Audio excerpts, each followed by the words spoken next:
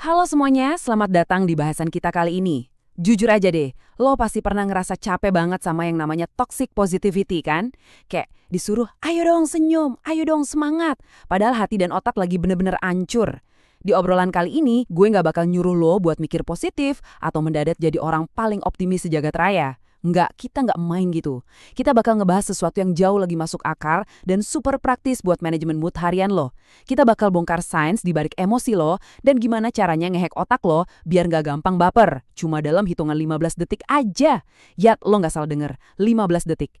Jadi buat lo yang lagi mumet atau ngerasa stuck, siap-siap aja. Karena bahasan ini bakal ngerubah cara lo ngerespon hari yang buruk selamanya. Oke, mari kita bahas ini lebih dalam. Pernah nggak sih lo lagi duduk diam, nggak ngapa-ngapain, dan tiba-tiba lo ngerasa kosong aja gitu? Nggak sedih, nggak marah, cuma bener-bener hampa. Lo mulai scrolling HP, nggak ngaruh, dengerin musik, tetap aja hampa. Nontonin motivasi, malah bikin enek kan? Terus lo mikir, kenapa sih gue nggak bisa ngerasa seneng tanpa alasan yang jelas? Nah, disinilah letak masalah utamanya.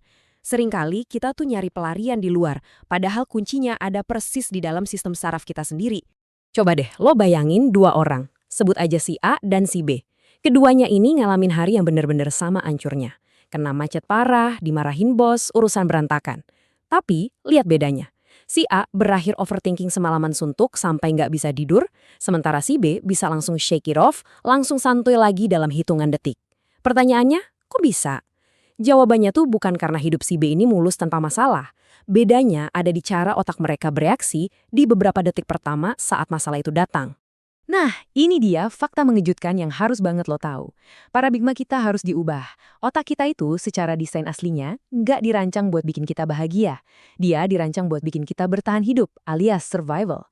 Makanya gampang banget buat kita ngerasa panik atau baper. Tapi kabar baiknya nih, begitu lo paham gimana cara kerja reaksi tersebut, lo bisa memutus rantai paniknya hampir seketika. Lo nggak usah ngeberesin seluruh masalah hidup lo dulu buat bisa merasa tenang. Lo cuma butuh 15 detik untuk kasih sinyal baru ke otak lo. Terus gimana caranya? Kita langsung masuk ke trik yang pertama.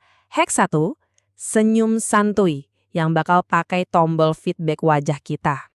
Banyak dari kita yang nggak sadar kalau otak tuh nggak cuma memproduksi emosi, tapi dia juga ngedengerin tubuh lo, terutama wajah lo, buat nentuin perasaan lo. Jadi gue mau minta lo lakuin bareng gue sekarang.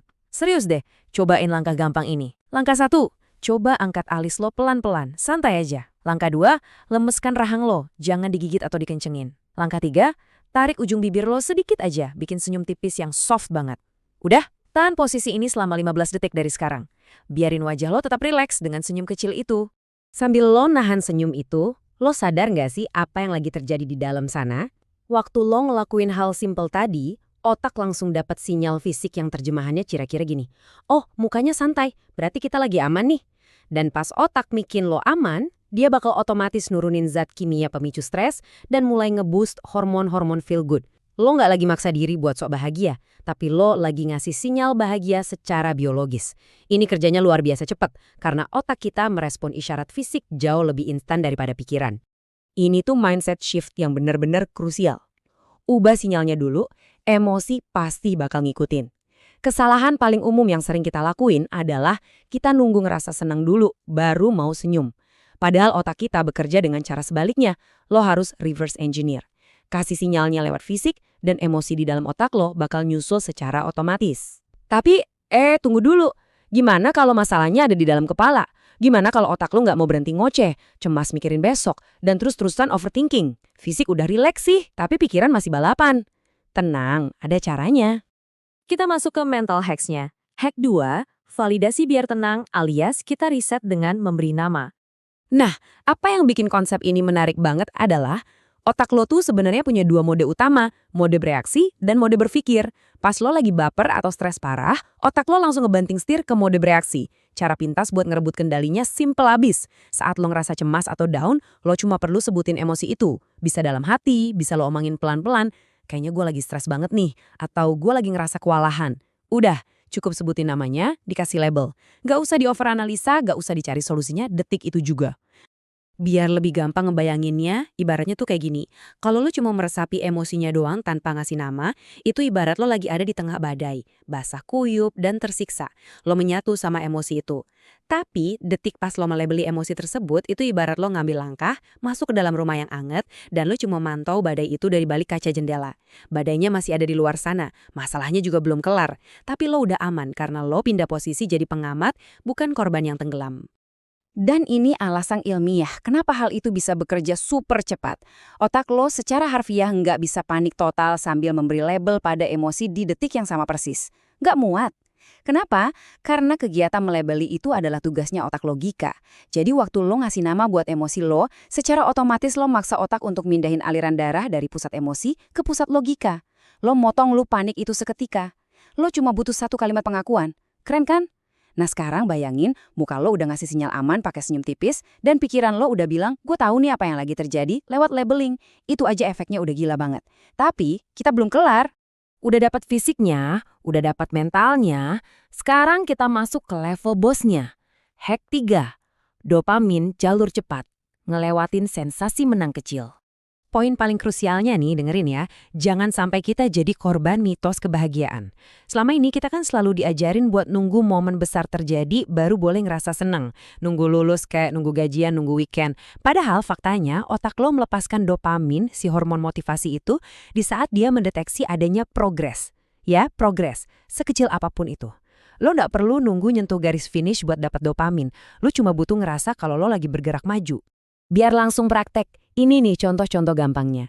Kemenangan kecil itu nggak butuh effort berlebihan. Lo bisa nyiptain progres dari hal nol usaha yang makannya kurang dari 15 detik. Coba, benerin postur duduk lo sekarang juga. Tegakin dikit. Atau ambil gelas dan minum air putih teguk. Atau tarik satu nafas panjang yang bener-bener dalam. Atau colet satu to-do list lo yang paling remeh. Lakuin aja salah satu sekarang. Otak lo bakal langsung nerjemahin pergerakan itu sebagai progres. Dan progres itu sama dengan dopamin. Dopamin inilah yang bakal ngasih lo energi instan buat ngelanjutin hari. Ini pesan khusus buat lo pada. Entah lo budak korporat kek, anak gaul kek, yang sering ngerasa stuck nungguin mood datang. Ingat hukum ini baik-baik. Aksi duluan, motivasi ngikutin belakangan. Jangan kebalik coy. Mulai itu emang selalu jadi bagian yang paling berat. Tapi begitu lo bikin satu aja pergerakan kecil, serandom apapun itu, otak lo bakal langsung ngeguyur lo pakai dopamin yang bikin lo termotivasi buat ngelakuin aksi berikutnya. Lagi bad mood? Bikin microwin. Energi lagi drop? Bikin microwin. Lo bener-bener cuma butuh gerak. Terus, mari kita lihat gimana jadinya kalau semua ini digabung. Ini dia combo anti baper 15 detik. Kita bakal nyalain semua tombolnya sekaligus. Anggap ini playbook lo dari sekarang. Bayangin lo lagi panik atau hari lo lagi ambiar banget. Di detik ke-0, angkat alis pelan, lemesin rahang, senyum tipis. Bam, lo kasih sinyal aman ke tubuh. Masuk detik ke-5, sebut emosinya. Oke, gue lagi panik banget nih sekarang. Bam, lo mindahin gigi otak dari mode bereaksi ke mode berpikir. Masuk detik ke-10, benerin posisi duduk lo atau tarik satu nafas panjang. Bam, lo ciptain microwin buat dapat dopamin. Lo perhatiin deh, total semuanya ini bahkan gak nyampe 15 detik. Dan ini tuh dengan sangat cantik ngejelasin esensi obrolan kita hari ini. Cuma dalam belasan detik, sistem saraf lo berhasil ditenangkan. Jantung lo yang tadinya deg-degan parah mulai melambat. Padahal, bos lo belum tentu tiba-tiba jadi baik, tagihan lo juga belum lunas kan? Hidup lo secara teknis belum berubah, tapi kimiawi di dalam otak lo udah berubah total. Itulah the real kendali diri. Lo nggak butuh waktu berbulan-bulan cuma buat ngebangun habit ini. Lo cuma perlu tahu caranya, flip the switch. Lo tinggal tekan tombolnya. Jadi, kalau ada satu aja hal yang gue pengen banget lo inget dan bawa pulang dari bahasan ini, itu adalah bahagia itu di-trigger coy, bukan dicari. Ketenangan itu bukan sesuatu yang lo tunggu dari luar sana. Nunggu cuaca cerah lah, nunggu orang lain ngertiin lo lah. Bahagia itu diaktifkan. Otak lo dari sananya tuh udah punya semua hardware dan software yang lo butuhin buat memutus siklus overthinking dan kepanikan. Lo bener-bener cuma baru tahu aja passwordnya hari ini. Nah, sebagai penutup bahasan kita, gue punya pertanyaan yang juga sebuah tantangan pamungkas buat lo. Apa kemenangan kecil 15 detik pertama yang bakal lo lakuin sekarang juga? Gak usah ditunda, gak usah dipikir terlalu dalam. Lakuin satu aja pergerakan kecil saat ini juga, dan buktiin sendiri gimana sistem saraf lo bisa berubah seketika. Thank you banget udah ikutan sesi bahasan kali ini. Selalu ingat ya, lo cuma butuh 15 detik buat ngambil alih kendali lagi. Sampai jumpa di bahasan kita yang selanjutnya.